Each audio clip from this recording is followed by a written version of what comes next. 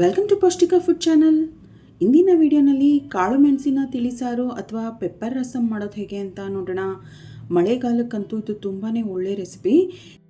ಶೀತ ಇರೋವಾಗ ಅಥವಾ ಜ್ವರ ಇರೋವಂಥ ಸಂದರ್ಭದಲ್ಲಿ ಏನು ತಿಂದ್ರೂ ನಾಲ್ಗೆಗೆ ರುಚಿಸ್ತಾ ಇಲ್ಲ ಅನ್ನೋವಾಗ ಈ ರೀತಿ ಮೆಣಸಿನ ರಸಮ್ ಮಾಡ್ಕೊಂಡು ತಿಂದರೆ ಬೆಚ್ಚಗನ್ಸುತ್ತೆ ಮತ್ತು ನಾಲ್ಗೆಗೂ ಕೂಡ ಒಳ್ಳೆ ರುಚಿ ಕೊಡುತ್ತೆ.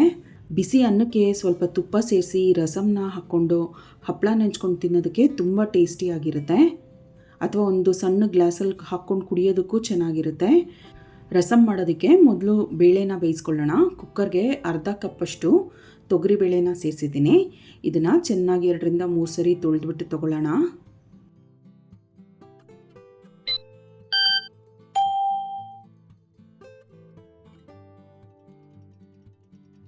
ನೋಡಿ, ಬೇಳೆ ಚೆನ್ನಾಗಿ ತೊಳೆದ್ಬಿಟ್ಟಿಟ್ಟಿದ್ದೀನಿ. ಇದು ಮುಳುಗೋಷ್ಟು ನೀರು ಅಥವಾ ಸುಮಾರು 2 ಕಪ್ಪಷ್ಟು ನೀರನ್ನು ಸೇರಿಸ್ತಾ ಇದ್ದೀನಿ.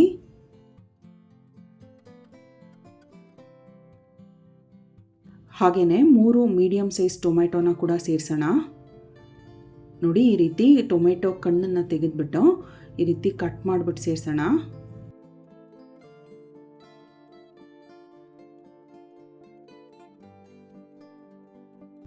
ನಾನು 3 ಟೊಮೆಟೊ ಹಾಕ್ತಾಯಿದ್ದೀನಿ. ನಿಮ್ಗೆ ಬೇಕಿದ್ದರೆ ತುಂಬ ಹುಳಿ ಬೇಕು ಅನ್ಸೋರಾದರೆ ಇನ್ನೊಂದು ಟೊಮೆಟೊ ಹಾಕ್ಕೋಬೋದು. ಅರ್ಧ ಚಮಚ ಅರಿಶಿನ ಪುಡಿ ಕೂಡ ಸೇರಿಸೋಣ. 1 ಟೀ ಸ್ಪೂನ್ ಅಡುಗೆ ಎಣ್ಣೆ ಹಾಕ್ಬಿಟ್ಟು ಇದನ್ನು ಬೇಯೋದಕ್ಕಿಡಬೇಕು. ಲಿಡ್ ಕ್ಲೋಸ್ ಮಾಡಿ 2ರಿಂದ 3 ವಿಷಲ್ ಆಗೋವರೆಗೂ ಇದನ್ನು ಕುಕ್ ಮಾಡಬೇಕು.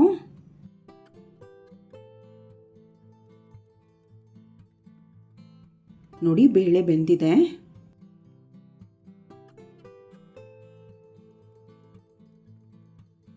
ಟೊಮೆಟೊ ಸಿಪ್ಪೆ ತೆಕ್ಕೊಂಬಿಡೋಣ.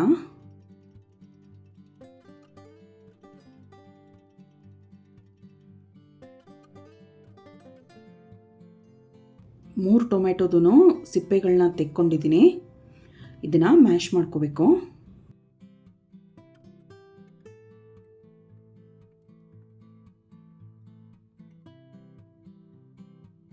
ನೋಡಿ, ಬೇಳೆ ಚೆನ್ನಾಗಿ ಮ್ಯಾಶ್ ಮಾಡಿದ್ದಾಗಿದೆ. ಇದನ್ನು ಸೈಡ್ನಲ್ಲಿ ಇಟ್ಬಿಟ್ಟು ಕೆಲವೊಂದು ಪದಾರ್ಥಗಳನ್ನ ಹುರ್ಕೊಳ್ಳೋಣ. ಫ್ರೈಯಿಂಗ್ ಪ್ಯಾನ್ಗೆ 1 ಟೀ ಸ್ಪೂನಷ್ಟು ಎಣ್ಣೆನ ಸೇರಿಸೋಣ. 1 ಟೀ ಸ್ಪೂನ್ ಉದ್ದಿನಬೇಳೆ ಹಾಕ್ತಾಯಿದ್ದೀನಿ.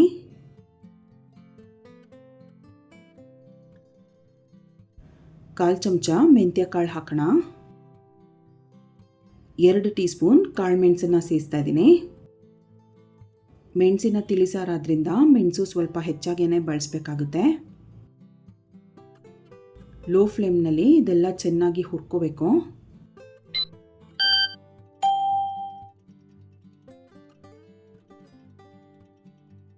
ಇದು ಸ್ವಲ್ಪ ಹುರಿದಿದ ನಂತರ 1 ಚಮಚ ಜೀರಿಗೆ ಸೇರಿಸೋಣ.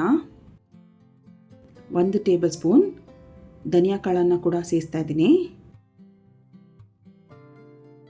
ಸಾಸಿವೆ 1/4 ಚಮಚ. ಲೋ ಫ್ಲೇಮ್ನಲ್ಲಿ ಚೆನ್ನಾಗಿ ಹುರಿದ್ರೆ ಒಳ್ಳೆ ಘಮ ಇರುತ್ತೆ, ಗರಿ ಗರಿ ಕೂಡ ಆಗುತ್ತೆ. ಸ್ವಲ್ಪ ಫ್ಲೇಮ್ ಹೈನಲ್ಲಿದ್ದರೆ ಬೇಗ ಸೀದ್ ಹೋಗುತ್ತೆ. ಸ್ವಲ್ಪ ಕರಿಬೇವಿನ ಸೊಪ್ಪು ಹಾಕ್ಬಿಟ್ಟು ಇದನ್ನು ಹುರ್ಕೊಳ್ಳೋಣ.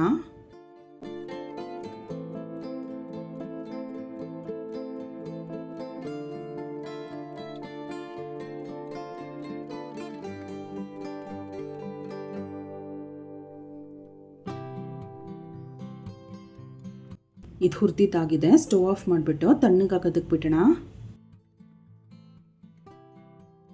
ನೋಡಿ, ಹುರಿದಂಥ ಪದಾರ್ಥಗಳನ್ನ ಮಿಕ್ಸಿ ಜಾರಿಗೆ ಸೇರಿಸಿದ್ದೀನಿ. ಅದೆಲ್ಲ ತಣ್ಣಗಾದ ನಂತರ ಈ ರೀತಿ ನುಣ್ಣಗೆ ಪುಡಿ ಮಾಡ್ಕೋಬೇಕು. ಸ್ವಲ್ಪ ತರಿ ಇದ್ರೂ ಪರವಾಗಿಲ್ಲ. ರಸಮ್ ಮಾಡೋವಂಥ ಪಾತ್ರೆಗೆ 2 ಟೀ ಸ್ಪೂನಷ್ಟು ಎಣ್ಣೆನ ಸೇರಿಸೋಣ.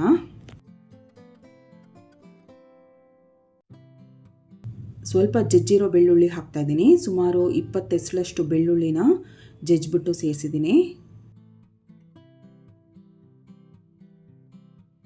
ಇದನ್ನು ಸ್ವಲ್ಪ ಎಣ್ಣೆನಲ್ಲಿ ಬಾಡಿಸಿದ ನಂತರ 2 ಹಸಿಮೆಣಸಿನ್ಕಾಯಿಗಳನ್ನ ಮಧ್ಯಕ್ಕೆ ಸೀಳ್ಬಿಟ್ಟು ಸೇರಿಸಿದ್ದೀನಿ.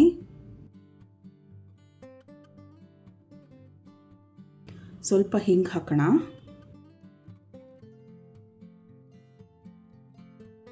ಸಣ್ಣ ನಿಂಬೆ ಗಾತ್ರದಷ್ಟು ಹುಣಸೆ ಹಣ್ಣನ್ನು ನೆನೆಸ್ಬಿಟ್ಟು ಅದರ ರಸ ತೆಗೆದು ಸೇರಿಸೋಣ.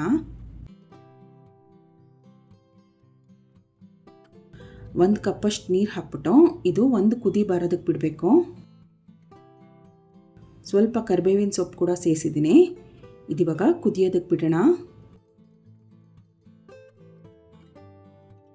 ನೋಡಿ, ಹುಣಸೆ ರಸ ಕುದಿಯೋದಕ್ಕೆ ಶುರು ಆಗಿದೆ. ಈ ಹಂತದಲ್ಲಿ ನಾವು ಬೇಯಿಸ್ಬಿಟ್ಟು ಮ್ಯಾಶ್ ಮಾಡಿದ್ವಲ್ಲ ಬೇಳೆ ಟೊಮೆಟೊ, ಇದನ್ನು ಸೇರಿಸೋಣ.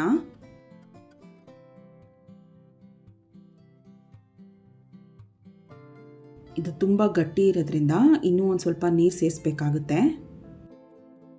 ನಾನಿಲ್ಲಿ 2 ಕಪ್ಪಷ್ಟು ನೀರನ್ನು ಸೇರಿಸ್ತಾ ಇದ್ದೀನಿ.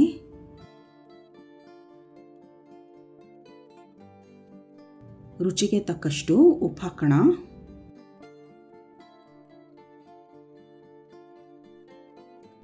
ಒಂದ್ಸರಿ ತಿರುಗಿಸ್ಬಿಟ್ಟು ಇದನ್ನು ಕುದಿಯೋದಕ್ಕೆ ಬಿಡೋಣ.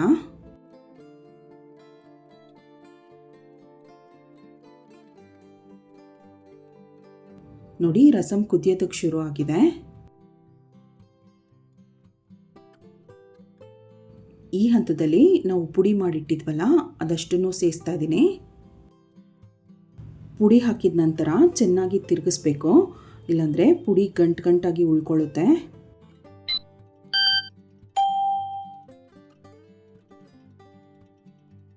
ಸ್ವಲ್ಪ ಹೆಚ್ಚಿದಂಥ ಕೊತ್ತಂಬರಿ ಸೊಪ್ಪು ಕೂಡ ಸೇರಿಸೋಣ. ಇದಿವಾಗ ಲೋ ಫ್ಲೇಮ್ನಲ್ಲಿ 10 ನಿಮಿಷಗಳ ಕಾಲ ಕುದಿಯೋದಕ್ಕೆ ಬಿಡಬೇಕು. ನೋಡಿ, 10 ನಿಮಿಷದಿಂದ ಚೆನ್ನಾಗಿ ಕುದ್ದಿದೆ. ಇದಕ್ಕಿವಾಗ ಒಗ್ಗರಣೆ ಕೊಡೋಣ. ಒಗ್ಗರಣೆ ಮಾಡೋದಕ್ಕೆ ನಾನಿಲ್ಲಿ 2 ಟೇಬಲ್ ಸ್ಪೂನಷ್ಟು ತುಪ್ಪ ಸೇರಿಸ್ತಾ ಇದ್ದೀನಿ. ತುಪ್ಪ ಬಿಸಿಯಾದ ನಂತರ ಅರ್ಧ ಚಮಚ ಸಾಸಿವೆ ಹಾಕೋಣ. 1/4 ಚಮಚ ಜೀರಿಗೆ, ಸ್ವಲ್ಪ ಹಿಂಗು, 2 ಬ್ಯಾಡಗೆ ಮೆಣಸಿನ್ಕಾಯಿನ ಮುರಿದ್ಬಿಟ್ಟು ಸೇರಿಸೋಣ.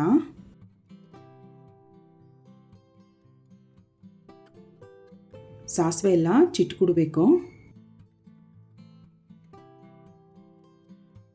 ಇದಿವಾಗ ಕುದೀತಾ ಇರೋಂಥ ರಸಮ್ಗೆ ಒಗ್ಗರಣೆ ಸೇರಿಸೋಣ.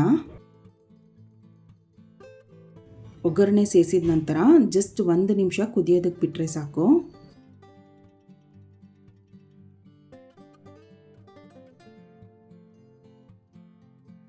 ನೋಡಿ, 1 ನಿಮಿಷ ಕುದ್ದಿದೆ. ಇದಿವಾಗ ಸ್ಟವ್ ಆಫ್ ಮಾಡಿಬಿಡೋಣ. ರುಚಿಯಾದಂತಹ ಘಮಘಮಿಸೋ ಮೆಣಸಿನ ತಿಳಿಸಾರು ಅಥವಾ ಪೆಪ್ಪರ್ ರಸಮ್ ಸಿದ್ಧವಾಗಿದೆ. ಈ ಟೇಸ್ಟಿ ರೆಸಿಪಿನ ನೀವು ಕೂಡ ಟ್ರೈ ಮಾಡಿ ನೋಡಿ. ತಪ್ಪದೇ ಈ ಚಾನಲ್ನ ಸಬ್ಸ್ಕ್ರೈಬ್ ಮಾಡ್ಕೊಳ್ಳಿ. ಈ ವಿಡಿಯೋನ ಲೈಕ್ ಮಾಡಿ, ಶೇರ್ ಮಾಡಿ. Thank you.